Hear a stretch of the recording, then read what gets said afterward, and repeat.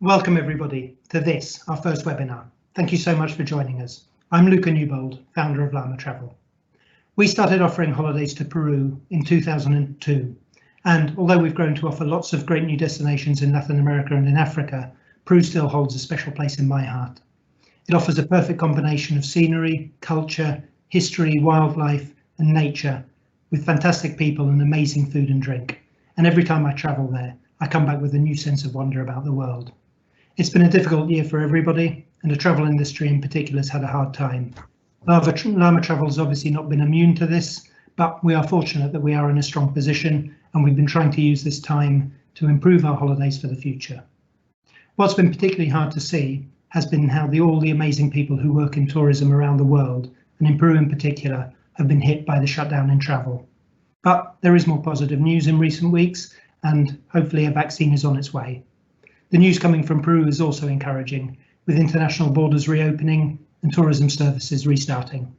Machu Picchu reopened at the beginning of November, and it's had its first few visitors, although I think mostly just from the Cusco area.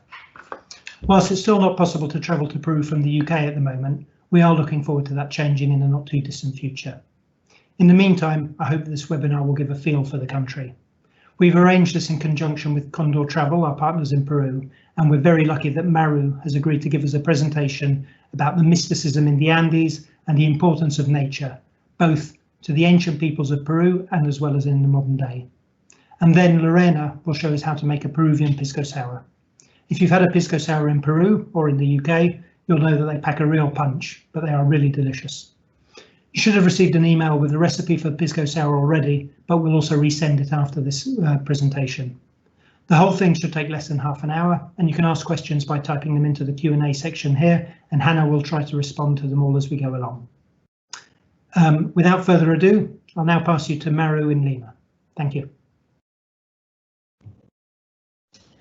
Hello, hi. Welcome, dear friends. Like Luca said, I'm Maru and I'm part of the Llama Travel team here in Lima.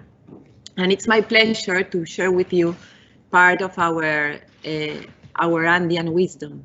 Let me put my presentation on. Well, as you probably know, most of the people choose Peru as their vacation spot because of our cultural heritage, and usually it's an archaeology lover destination. And it is not only because of the Incas and breathtaking Machu Picchu, but it's actually because Peru is one of the 6 cradles of civilization of the world, you know, and it's the only one in the southern hemisphere. What does this mean?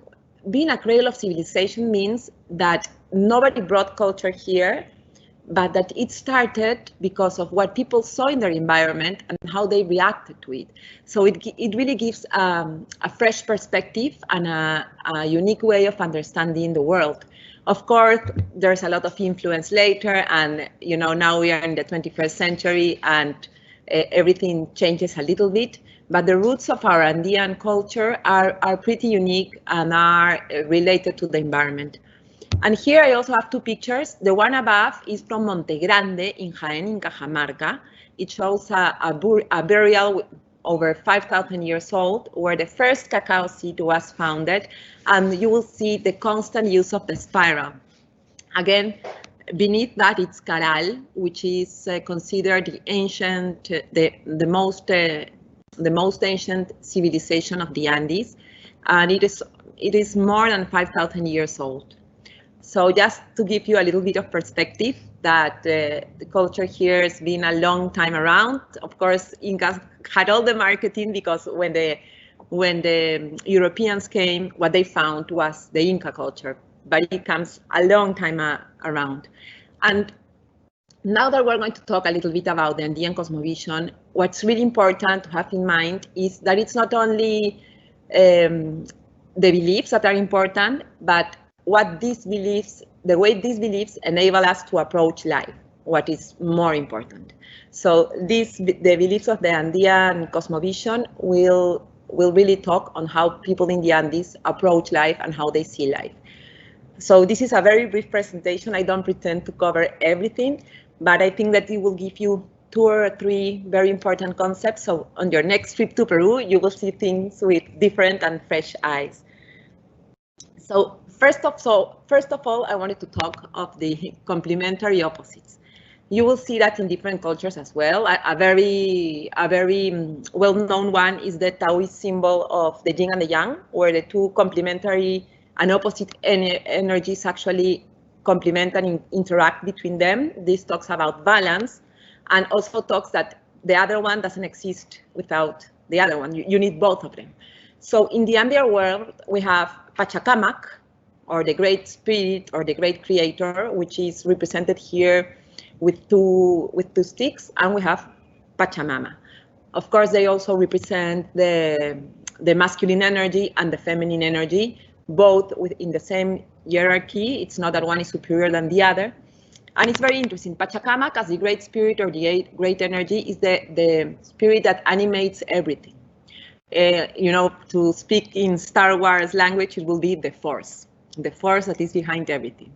And Pachamama, usually it's brought known as Mother Earth, but it's much more than Mother Earth actually, because in Quechua, Pacha means here and now. So it means manifestation. It means what we're seeing here and now. So Pachacamac infuses Pachamama, and it produces what we see in the here and in the now. So actually what we see in the here and in the now, it's beautiful mountains, it's abundance of crops. So that's why it's also related to Mother Earth, and it's broadly known as Mother Earth. But just to let you know, it's manifestation, no? The concrete manifestation. And these complementary opposites, you will see if you go to a museum like the Larkin Museum when you're here in Lima, you will see it reflected in many of the ceramics, and it's around it's around everything. And you will see it in the Incas. If you know something about the Incas, you will see that the Incas believed that they were the sons of the sun, and the Coya, which is the Inca's wife, it's the daughter of the moon. And now this is very important. When the Spanish came, they saw everything with their Westerner eyes, which is, of course, normal and natural. And they understood it the same way as the European royalty, no? That the king was the important figure, and then the other one was the queen, which was the wife of the king. But no, here in the Andes, they are both important. They have the same importance, and they ruled over different parts of the Tahuantinsuyo or Inca Empire. And it was a very important political issue who was going to be the Coya or the queen, the same as with the Incas. In fact, for instance, the Coya was in charge of the Agyawasis, or the houses of textiles. And the textiles in the Andean world, and still today, when you come here, you will see the amazing textiles and all the different symbols that they represent. The textiles were used to make exchanges, and like that was also one of the ways, probably the most efficient way, that the Inca domains expanded. It was not only by war, in fact, usually it was due to different exchanges, and the textiles symbolize that. So the ones in charge of this expansion were the women in charge of the Agyawasis. So the Incas, the way the power was articulated in the Tahuantinsuyo also reflected the importance of these two energies. And again, it's all about balance and recognizing the two different energies that are infused in the universe. So let me see. Another thing I wanted to tell you, another concept, was that everything is animated. Probably, you know, if you've been here in Peru or in some other places in South America, you know that we believe that stars are our sisters, the sun is our father, the moon is our mother, and the mountains are very special and important. Inside the mountains are the mountain spirits that we call apus, and they have different powers, and they represent different energies as well. This picture is of my favorite one. It's called Ausangate, which is more than 6,000 meters high, and it's the apu tutelar, or it will be like the main apu of Cusco, actually. And it's believed that Ausangate, the mountain spirit, gave the people, the alpacas and the llamas, So this is a well-known land of herders and shepherds, and also a place where you will find magnificent weavings. Near Ausangate live the community of the Queros. And also Ausangate is involved in different mythologies, like it liberated the Incas from the invasion of the Chancas, and it also gives the waters to Cusco. In fact, waters do come from the Ausangate, from the glaciers in the mountain. And now you can go around it doing a trekking, or you can stay. There's also two lodge options. And it's always the mountain is very special, and it will definitely, you will feel that the special pristine energy over there and the power of the mountain. So as everything is animated, we have to ask for permission. This means that we have to have some different kinds of ritual to contact the natural forces. And one of them is the pago a la tierra, or payment to Mother Earth, that we also call pagapu. And this is a very important and special ceremony related to reciprocity. So another very important concept in the Andean cosmovision is reciprocity. If you give something, you have to take something. So it happens like in communities. If you go and help someone build the ceiling of their houses, then they will feed you. You know, that's normal. Or they would then go and help you build your roof. So it's the same. Like if you come to Peru the 1st of August, you will see everyone is doing a payment to Mother Earth, a despacho, because that's when we start planting our crops. That's when our agricultural calendar starts. So everyone is thanking Mother Earth in advance for the crops and all the richness that we will receive. The same if you start a new business, or if you buy a new car, or for example, I just did one to thank for my family and, you know, all the good fortune. So there's always different rituals that keep us, make us remember that we are a part of everything and part of the big weaving of the universe. And there's another picture of 3 coca leaves. For us, coca is a sacred plant, and the coca leaves are the ones that can talk to the mountain spirits. So if you are going, for example, on a trek around different mountains like Ausangate, it's good to do a quintu, which is made from these 3 coca leaves, and blow it to the mountain, thanking them for experiences that we are having. So this is basically what I wanted to share with you. It's just a small introduction to this different way of seeing the world. But there are some concepts that I think are very important to maintain. First of all, it's the complementation of the opposites, which actually talks about balance. And the other one is that everything is animated. You know, it's not that we are the owners of the world. We are earthlings as the other earthlings. So we have to talk and actually see the bigger picture and see what's beneficial for all of us, mountains, rivers, sun, animals, humans. And the third concept is reciprocity, anaini, and different rituals to bring this to your own lives. Now we have here the payment to Mother Earth, but you can have different ways also to connect with nature and your surroundings back at home. So I hope you enjoy this small introduction. Thank you very much for listening to us. And now, on a completely different note, I am passing the mic to my colleague, Lorena. Lore, are you there? Hi. Hello, can you hear me well? Yes, Hi, Lore. everyone. Would like to, I'm going to show you how to do a pisco sour, really. So let me share first a little presentation so you can take a look at it first.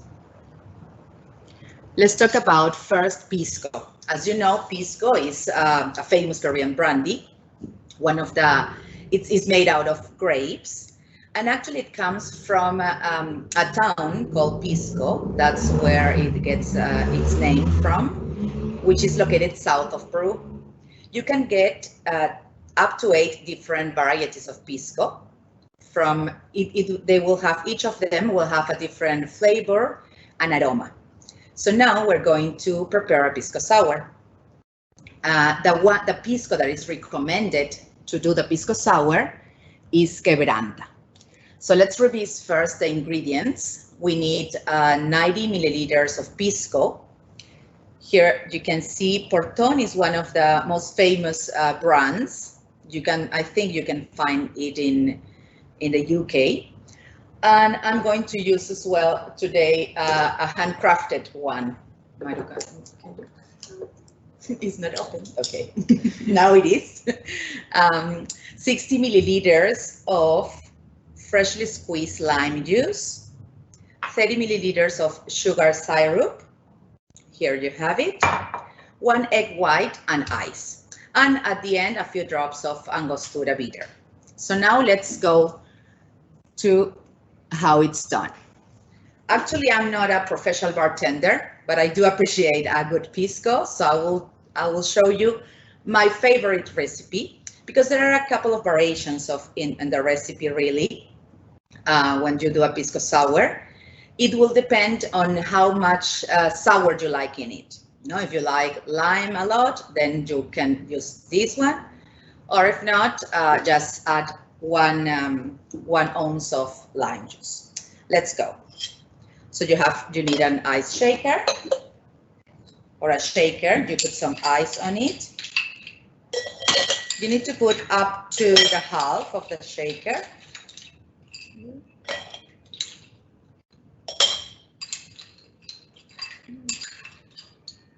I should have poured a pinza. Okay. Then you need to put the 3-2-1 formula, as it said. So it's 3 ounces of pisco, 90 milliliters. Here's 1, 2, and 3. It is really easy to do it. 2 ounces of lime juice, or 60 milliliters.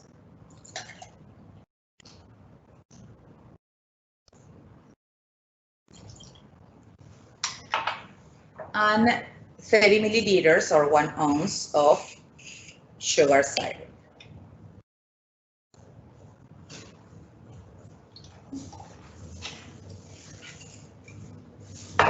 And you put the egg white, and it's done. And now the funniest part is the shaking. You have to shake it very well so everything is mixed.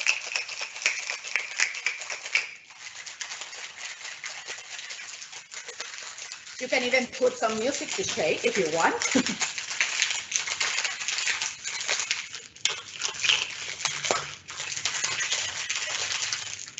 Once everything is mixed, it should be ready. So we can use, I'm using an old-fashioned glass, and serve it.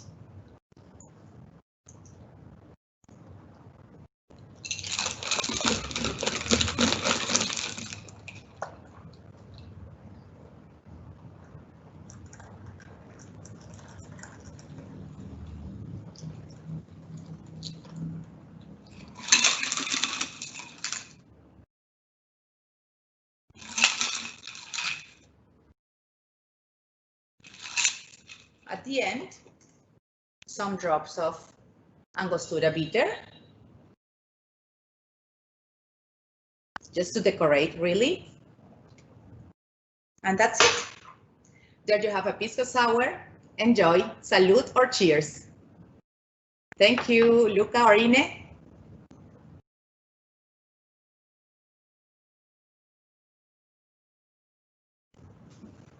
Luca, you're muted. Sorry about that. A typical problem that I'm sure we've all had in the past few months of being muted when you think you're not. Thank you very much to both Maru and to Lore. Both very interesting, and I will be making another pisco sour this evening, I think.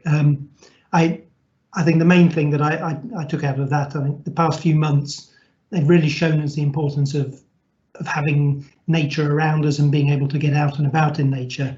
And it was really fascinating to hear from Maru how the inhabitants of ancient Peru knew that so deeply, and they had such a powerful connection to Pachamama, to Mother Earth. And yeah, I mean, Laura's demonstration of Peruvian Pisco Sours were great, and hopefully we'll all be able to share some drinks with our loved ones this Christmas. And I'll be definitely using that recipe when I make my next Pisco Sours. On a more general note, we're getting ready to resume operations, although we will only do so when it is safe and when we know that customers can have a fantastic holiday. So things are moving in the right direction, but we're not quite there yet. If you are maybe starting to think about traveling again and to think about plans that you've put on hold, then please do give us a call, send us an email, and we'll be delighted to give you an update on the latest situation in all our destinations. I'd like to thank you all for your time this afternoon, and I hope that you found the presentations interesting. But thank you very much and have a lovely evening. Goodbye.